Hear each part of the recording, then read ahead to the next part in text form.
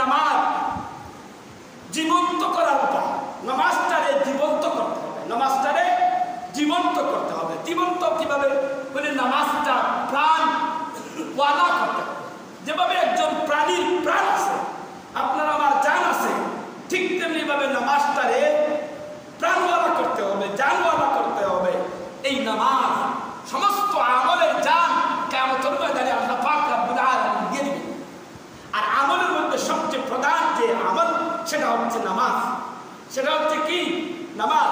এই জন্য নামাজটারে জীবন্ত করার উপায়, নামাজটারে জীবন্ত করার উপায় বলে, তবে আপনি আমি এইটা কখনো কোনো অবস্থায় ধারণা করব না যে আমি নামাজ পড়তেছি, দোয়া করতেছি, জিকির আজকার করতেছি, সেটা তো আল্লাহ কবুল করতেছেন, সেটা কখনো ধারণা করবেন না। আপনি এইটা ধারণা করতে হবে যে আমি নামাজ পড়তেছি, রোজা রাখতেছি, জিকির আজকার করতেছি, সব রব্বুল আলামিন কবুল করতেছেন, সব রব্বুল আলামিন কবুল করতেছেন। এই নামাজটারে প্রভাবহীন করা যাবে না।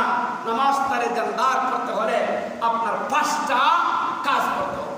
5টা কাজের প্রথম কাজ হলো যে কালিমাওয়ালার বিশ্বাস, কালিমাওয়ালার বিশ্বাস, কালিমার বিশ্বাস করতে হবে।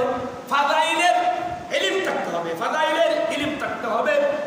মাসাইল সম্পৃক্ত আকীদা, মাসাইল সম্পৃক্ত আকীদা থাকতে হবে।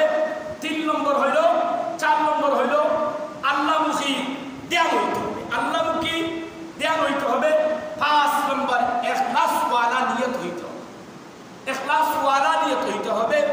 তাহলে এই নামাজ ওয়ালা জীবন্ত ওয়ালা নামাজ হবে।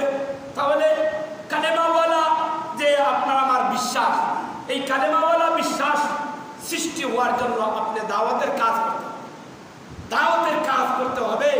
দাওয়াতের যখন কাজ করবেন তখন আপনি আমার এই সমস্ত দুনিয়ার রাজনীতি, যত রাজনীতি আছে, ইসলামী রাজনীতি কোন, অন্য যত রাজনীতি আছে, সমস্ত রাজনীতি বর্তমান সঠিকভাবে দাওয়াতের কাজ করতেছে না। দাওয়াতের কাজ করতেছে একমাত্র তাবলীগে, দাওয়াতের তাবলীগ।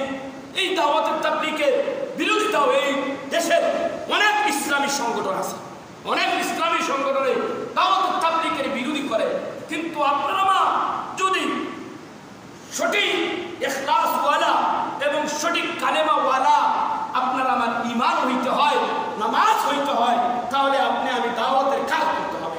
ওরা বলে শুধুমাত্র তো আল্লাহ রাসূল নামাজের মধ্যে তাসবিহ পড়ে আপনার আমার ইসলাম বিজয় করেছেন না, ইসলাম আপনার মিছিল মিটিং করেছে, তা সত্ত্বেও আপনার আমার গাছের গুড়ি যদি সঠিক না হয় তাহলে আপনার ডালপালা কিভাবে দেব? ডালপালা দিতে হলে প্রথমে আপনার গাছের গুড়িটা, শিকড়টা মজবুত করতে হবে। যখন শিকড় মজবুত করে নেবেন তখন আপনার আমার আর কোনো চিন্তা নাই। যাকে বলবেন সে ওয়েলকাম করে ইসলামে গ্রহণ করে নেবে, সে ওয়েলকাম করে ইসলাম গ্রহণ করে নেবে। তাহলে কালিমাওয়ালা হইতে হলে প্রথমে দাওয়াতের কাজ করতে হবে। 2 নম্বর হইল ফাদাইলের ইলম অর্জন করতে হলে আপনার তাবলীগের হালকার মধ্যে তালিমের হালকার মধ্যে বসতে হবে।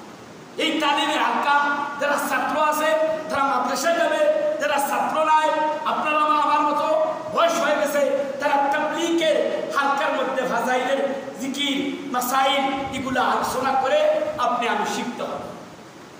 3 নম্বর হলো কি? বলে 3 নম্বর হইল মাসাইল সম্পৃক্ত আকীদা। এটা অর্জন করতে হলে, এটা অর্জন করতে হলে আলিমগণের কাছে যাইতে হবে, আলিমগণের কাছে যাইতে হবে, সঠিক আলিমের কাছে যাইতে হবে। গিয়ে আপনি আমি তাদের কাছ থেকে আপনার সঠিক জ্ঞান অর্জন করতে হবে, সঠিক জ্ঞান অর্জন করতে হবে। 4 নম্বর আল্লাহমুখী ধ্যান। আল্লাহমুখী ধ্যান হইল তিলাওয়াতে কোরআন, জিকির আজকার। তিলাওয়াতে কোরআন আফজালুল যিকরে তিলাওয়াতুল কোরআন, আফজালুল যিকরে তিলাওয়াতুল কোরআন। উতলু মা উহিয়া ইলাইকা মিনাল কিতাবি ওয়া আকিমিস সালাহ ইন্নাস সালাতা তানহা আনিল ফাহশাই ওয়াল মুনকার ওয়া লা যিকরুল্লাহি আকবার। এই তাফসীরের মধ্যে মুফাসসিরিনে কেরাম দুইটি তাফসীর করেন। ওলা যিকরুল্লাহ দ্বারা আপনার একটা হলো ফরজ ইবাদতের মধ্যে সবচেয়ে গুরুত্বপূর্ণ ইবাদত হলো নামাজ। মুফাসসিরিন কিরাম ওই আয়াতের ব্যাখ্যার মধ্যে বলেন যে ব্যক্তি সঠিকভাবে পাঁচ ওয়াক্ত ইহতিমামের সহিত গুরুত্ব সহকারে ফরজ নামাজ আদায় করবে, আল্লাহ পাক রব্বুল আলামিন বাকি সমস্ত ফরজ আদায় করার জন্য তাকে তৌফিক দান করে দিবেন। তাকে তৌফিক দান করে দিবেন। ওলা যিকরুল্লাহি আকবারের আরেক তাফসীর মুফাসসিরিন কিরাম বলেন এই যিকরুল্লাহ দ্বারা যদি নফল ইবাদত করার উদ্দেশ্য নেন তাহলে নফল ইবাদতের মধ্যে সবচেয়ে উত্তম ইবাদত হলো তিলাওয়াতে কুরআন। যে ব্যক্তি ইহতিমামের সহিত গুরুত্ব সহকারে দায়মীভাবে কোরআন তিলাওয়াত করবে ওই ব্যক্তিকে আল্লাহ পাক রব্বুল আলামিন বাকি অন্য সমস্ত নফল ইবাদত করার তৌফিক দান করে দিবেন। কোন মুফাসসিরিন কিরাম বলেন অন্য ইবাদত যদি নফল ইবাদত করতে পারে না আর ওই ব্যক্তি তিলাওয়াতের মধ্যে মশগুল থাকে তাহলে বাকি যত নফল ইবাদত আছে সমস্ত নফল ইবাদতের সওয়াব এই তিলাওয়াতের কোরআনের বদৌলতে আল্লাহ পাক রব্বুল আলামিন তাকে দিয়ে দিবেন।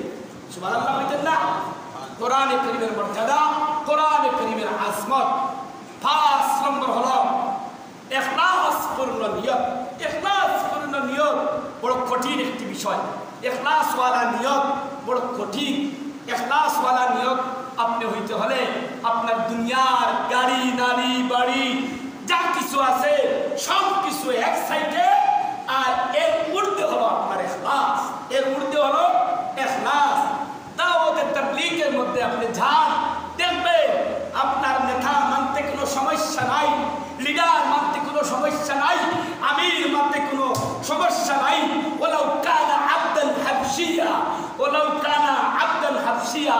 দুঃখজনক হলেও সত্য অনেক আলিমরা ওয়াজ করে মানতে রাজি থাকে না, অনেক ব্যক্তিরা ওয়াজ করে মানতে রাজি থাকে না। ওলাউ কানা আবদান হাবশিয়াদের ব্যাখ্যায় মুফাসসিরিন কিরাম বলেন আপনার আমার দায়িত্বশীল যিনি হবে উনি যদি একজন সাধারণ ফ্যামিলির পরিবারের মানুষ হন, আরবের মধ্যে সবচেয়ে আপনার দুর্বল এবং অবহেলার একটি গোত্রের নাম ছিল হাবশি। হাবশি কালো বিশৃঙ্গা, দেখতে ভালো না সব দিকে। ওই ব্যক্তি যদি আপনার দলের আপনার জামাতের আমির লিডার হয়ে যায়, নেতা হয়ে যায়, তাহলে আপনি তাকে মানা ফরজ। তাকে মানা ফরজ।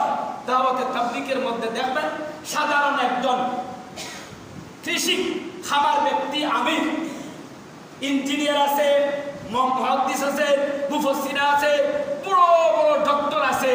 আমির সাহেবকে যাইতে ওই মসজিদ থেকে প্রস্রাবে যাইতে বলবো আমির সাহেব আমি তো প্রস্রাবে যাব, আমির সাহেব অনুমতি দিলে যাবে। আমির সাহেব আমি কি বাজারে যাব, অনুমতি দিলে যাবে। যদি অনুমতি দেয় না তাহলে বাইর হবে না। এই জন্য আমি প্রথমেই বলেছি যে যারা দাওয়াত তাবলীগকে অস্বীকার করেন আপনি বলেন যে দাওয়াতের তাবলীগ করলে মসজিদে সুবহানাল্লাহ বললে চলবে না। আমি বলি মসজিদে প্রথমে আসেন, দাওয়াতের তাবলীগ কাঁধে প্রথমে আসেন। রাসূলুল্লাহ সাল্লাল্লাহু আলাইহি সাল্লাম যখন ওহী অবতরণ হয়েছে, ওহী অবতরণ হওয়ার পরে ইসলামের প্রচার প্রসার প্রথমেই শুরু করেছেন কালিমা তয়্যিবা। সবাই বলেন লা ইলাহা ইল্লাল্লাহু মুহাম্মাদুর রাসূলুল্লাহ দাওয়াতের মাধ্যমে পরে যুদ্ধ জিহাদ সব সংগঠিত হয়েছে, মিছিল মিটিং সব পরে সংগঠিত হয়েছে। প্রথমে আল্লাহ রাসূল বলেছেন আমার গাছের শিকড় মজবুত করতে হবে। গাছের শিকড় মজবুত করতে হবে। শিকড় যদি মজবুত করতে না পারি তাহলে আপনার আমার কাজ হবে। শিকড় মজবুত করতে হবে। আর আপনি আমি যখন শিকড় মজবুত করে নিব তখন আপনার কাজ, আপনার একটা বিল্ডিং এর যদি বডি বা আপনার যেটা বলো ইয়ার বা যেটাই বলে এটা যদি মজবুত না হয় তাহলে পরবর্তীতে বিল্ডিংটা ধসে পড়ে যাবে। এই জন্য দাওয়াতের কাজ প্রথমে, দাওয়াতের কাজ ছাড়া আপনার আমার ঈমান এবং ইসলাম এবং দেশের মধ্যে দুনিয়ার মধ্যে আপনার ইসলাম এবং মুসলমানদের শক্তি কখনো বাড়বে না, কখনো বাড়বে না। অতীতে বাড়ছে না, এখনো বাড়বে না, ভবিষ্যতেও বাড়বে না। থাকতে হবে আপনি দাওয়াতের কাজ। ওই দাওয়াতের কাজের মাধ্যমে আপনার আমার ইসলামকে বিস্তার করে নিয়ে